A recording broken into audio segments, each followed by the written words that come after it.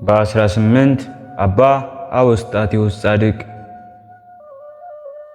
በ18 ቀን ቀዳማዊ ኤልሳዕ አባ ኤዎስጣቴዎስ መታሰቢያው ነው። ታሪካቸውም እንዲህ ነው። አባቱ ክርስቶስ ሞዓ እናቱም ስነ ሕይወት ይባላሉ። ሁለቱም እግዚአብሔርን የሚወዱ ነበሩ። በመልአኩ በቅዱስ ገብርኤል አብሳሪነት ይህን ቅዱስ ወለዱት። ስሙንም ማዕቀበ እግዚእ ብለው ሰየሙት። የጌታችን ጥብቅ ማለት ነው። ከዚህ በኋላም የቤተ ክርስቲያንን መጻሕፍት አስተማሩትና የእናቱ ወንድም ዘካርያስ የሚባል ባህታዊ አለ። ለእርሱም ሰጡት። የምንኩስና ሥርዓት አስተምሮ የመላእክትን አክሊል አስኬማ አለበሰው። ከጥቂት ቀን በኋላ ዲቁና ተሾመ። የዲያቆናት አለቃ እንደሆነ እስጢፋኖስ ለቤተ ክርስቲያን አገለገለ። ከዚህ በኋላ ጌታችን ኢየሱስ ክርስቶስ ከሚካኤልና ከገብርኤል ጋር ተገለጠለትና ሰላምታ ሰጠው። መንፈስ ቅዱስንም አሳደረበት። ወዳጄ አውስጣቴዎስ ብሎ ጠራውና ከእናትህ ማኅፀን መረጥኩህ አለው። ወንጌልን ለብዙዎች ሰዎች ከኢትዮጵያ እስከ አርመንያ ድረስ መምህር አደረግኩህ። አንተን ያልሰማ ግን እኔንም አልሰማም አለው። እናንተን የሚሰማ እኔን ይሰማል፣ እናንተንም እምቢኝ የሚል እኔን እምቢ ይላል፣ እኔንም እምቢ የሚል የላከኝን አብን እምቢ ይላል፣ እኔንም የሚሰማ የላከኝን ይሰማል እንዳለ ጌታችን በቅዱስ ወንጌሉ። የሉቃስ ወንጌል ምዕራፍ 10 ከቁጥር 16። ከዚህ በኋላ ጌታችንም ይህንን ተናግሮ ወደ ሰማይ አረገ። ቅዱስ ኤዎስጣቴዎስም ወደ ሊቀ ጳጳሱ ሄዶ ቅስና ተሾመ። ወንጌልንም ሰበከ። ብዙዎችንም ከክህደታቸው መለሳቸው። ዳግመኛም ወደ ኢየሩሳሌም ሄዶ በረከትን ተቀበለ። በዮርዳኖስም ተጠመቀ። ወደ አርመንያም ሄደ። ከኢያሪኮም ባህር ሲደርስ በመርከባቸው ያሳፍሩት ዘንድ ጠየቃቸው። እምቢ አይሆንም አሉት። የለበሰውን አጽፉን ከባህሩ ላይ ዘረጋ። እንደ ሊቀ ነቢያት ኤልያስና ኤልሳዕ ሁለተኛ ነገሥት ምዕራፍ 2 ከቁጥር 7 እስከ 14። በሥላሴ ስምም ባረከው። መርከብም ሆነለት፣ በላዩ ተጫነ። ሁለቱ መላእክት ሚካኤልና ገብርኤል እንደ ቀዛፊ ጌታችንም እንደ ሊቀ ሐመር ሆነውለት በባህሩ ላይ ጉዞውን ጀመረ። ሐመርነ ዘኢቀርቦ ሞገድ እንዳለ ሊቁ አባ ዘጊዮርጊስ ተማሪዎቹንም እንዲህ አላቸው። ልጆቼ ከልባችሁ ቂምና ተንኮልን አታስቡ፣ አትጠራጠሩም። ከእናንተ አንድ የሚጠፋ ይመስለኛልና አላቸው። ልባችሁ አይደንግጥ፣ በእግዚአብሔር እመኑ፣ በእኔም እመኑ እንዳለ ጌታችን በቅዱስ ወንጌሉ። የዮሐንስ ወንጌል ምዕራፍ 14 ከቁጥር 1። ከዚህ በኋላ ከተማሪዎቹ አንዱ የማነ ብርሃን የተባለው ተጠራጠረና ይህ መነኩሴ ከባህር አግብቶ ሊያሰምጠን ነዋልና ተጠራጠረ።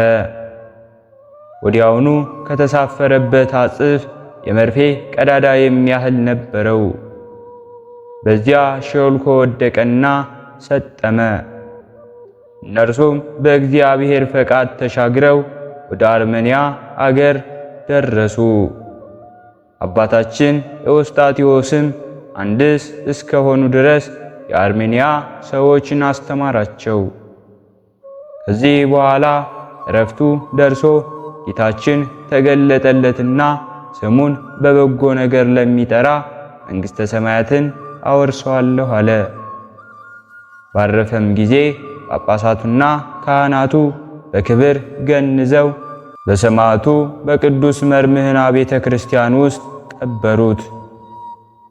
የአባታችን የአቡነ ዮስጣቴዎስ በረከቱ ረድኤቱ አማላጅነቱ ከሁላችን ጋር ይሁን። በሁለተኛነት የምናከብረው በዓላችንም ፊልጶስ ሐዋርያን ነው። በዚህች ቀን ከ12ቱ ሐዋርያት አንደኛው ፊልጶስ ሐዋርያ ይውላል። በማግስቱም ጌታችን ወደ ገሊላ ሊሄድ ወደደ። ፊልጶስንም አገኘውና ተከተለኝ አለው። ፊልጶስ ግን ከእንድርያስና ከጴጥሮስ ከተማ ነበር እንዳለ የዮሐንስ ወንጌል ምዕራፍ 1 ከቁጥር 44።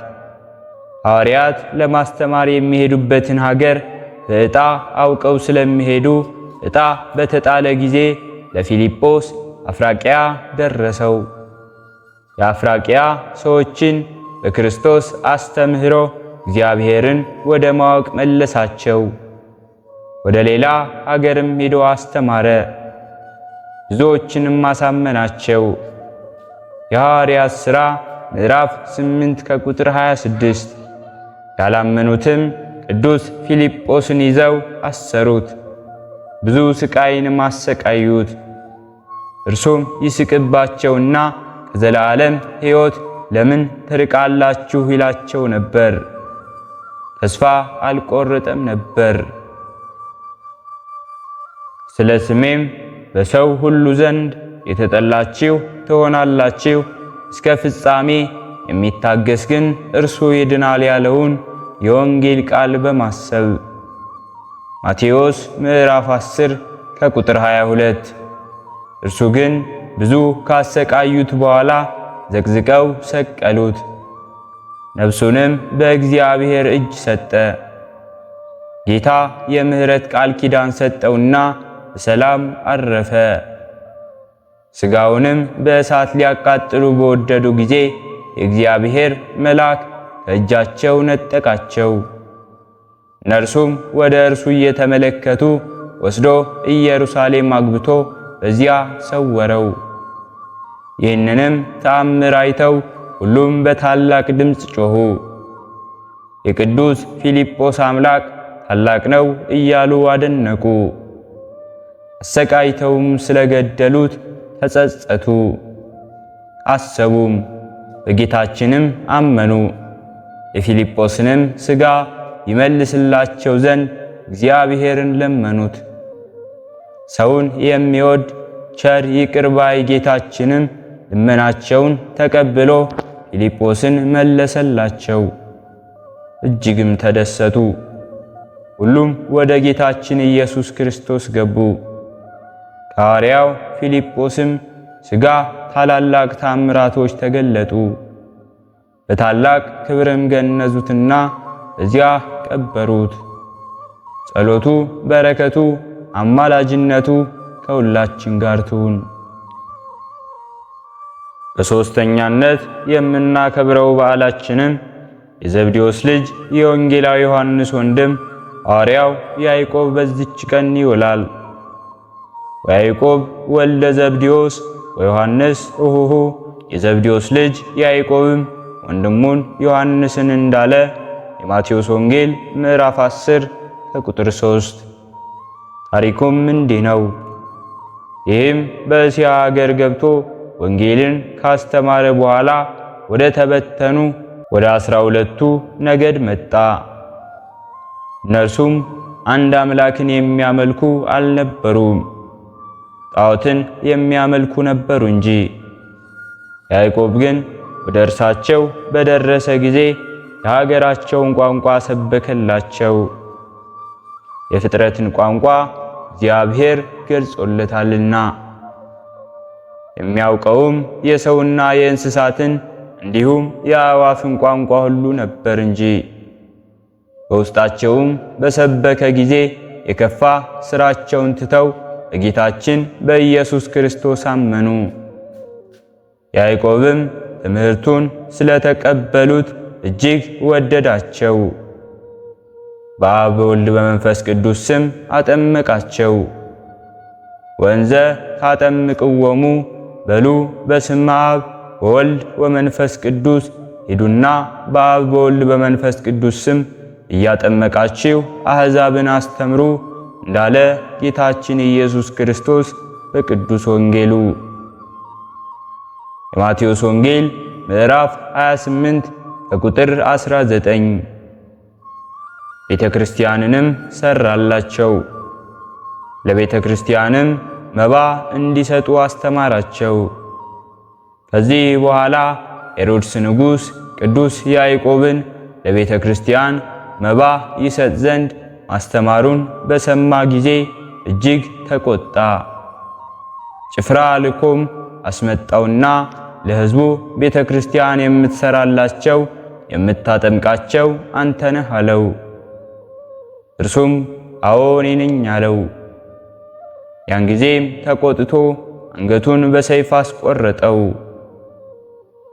ሰናየ ገለ ተጋደልኩ ወበድሬ እኔ ፈጸምኩ፣ እኔ ፈጽሜ ግዳጅን ጨርሻለሁ፣ የማርፍበት ዕድሜም ደርሷል። መልካሙን ገድል ተጋድያለሁ፣ ሩጫዬንም ጨርሻለሁ፣ ሃይማኖቴንም ጠብቄያለሁ። እንግዲህስ የጽድቅ አክሊል ይቆይልኛል እንዳለ ቅዱስ ጳውሎስ በሁለተኛ ጢሞቴዎስ ምዕራፍ 4 ከቁጥር 7 ወንጌሉ። በኢየሩሳሌምም ሁከትና ሽብር ሆነ። ደግሞም ከፋሲካ በዓል በኋላ ሊገለው አስቦ የሐዋርያት አለቃ ቅዱስ ጴጥሮስን ወስዶ አሰረው።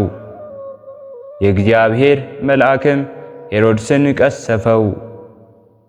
ሄሮድስም በክፉ አሟሟት ተልቶ ልዑል እግዚአብሔርን አላከበረውምና እንዲሁም አልፈራውምና ተልቶ ሸቶ ሞተ።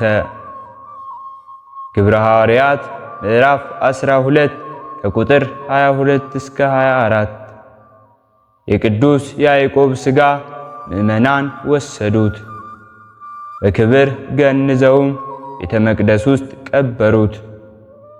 የአባታችን የቅዱስ ያዕቆብ በረከቱ፣ ረድኤቱ፣ አማላጅነቱ ከሁላችን ጋር ትሁን። ሕሊናችን በማሰባሰብ አባታችን ሆይ እንበል። አባታችን ሆይ በሰማያት የምትኖር፣ ስምህ ይቀደስ፣ መንግሥትህ ትምጣ፣ ፈቃድህ በሰማይ እንደሆነች እንዲሁም በምድር ላይ ትሁን። የዕለት እንጀራችንን ስጠን ዛሬ፣ በደላችንንም ይቅር በለን እኛም የበደልነውን ይቅር እንደምንል፣ አቤቱ ወደ ፈተናም አታግባን ከክፉ ሁሉ አድነን እንጂ መንግሥት ያንተ ናትና ኃይል፣ ክብር፣ ምስጋና ለዘላለሙ አሜን። እመቤታችን ቅድስት ድንግል ማርያም ሆይ በመልአኩ በቅዱስ ገብርኤል ሰላምታ ሰላም እንልሻለን። በሐሳብሽ ድንግል ነሽ፣ በሥጋሽም ድንግል ነሽ። አሸናፊ እግዚአብሔር እናት ሆይ ሰላምታ ላንቺ ይገባሻል። ከሴቶች ሁሉ ተለይተሽ አንቺ የተባረክሽ ነሽ፣ የማኅፀንሽን ፍሬ የተባረከ ነው። ጸጋን የተመላሽ ቅድስት ሆይ ደስ ይበልሽ፣ ልዑል እግዚአብሔር ካንቺ ጋር ነውና ከተወደደው ልጅሽ ከጌታችን ከመድኃኒታችን ከኢየሱስ ክርስቶስ ዘንድ ይቅርታውንና ምሕረቱን ለምኝልን ኃጢአታችንንም ያሰርይልን ዘንድ ለዘላለሙ አሜን። ስለነበረን ጊዜ ሁሉ የአምላካችን የልዑል እግዚአብሔር ስሙ ዛሬም ዘወትርም የተመሰገነ ይሁን። አነሳስቶ ላስጀመረን አስጀምሮ ላስፈጸመን ለልዑል እግዚአብሔር ምስጋና ይሁን።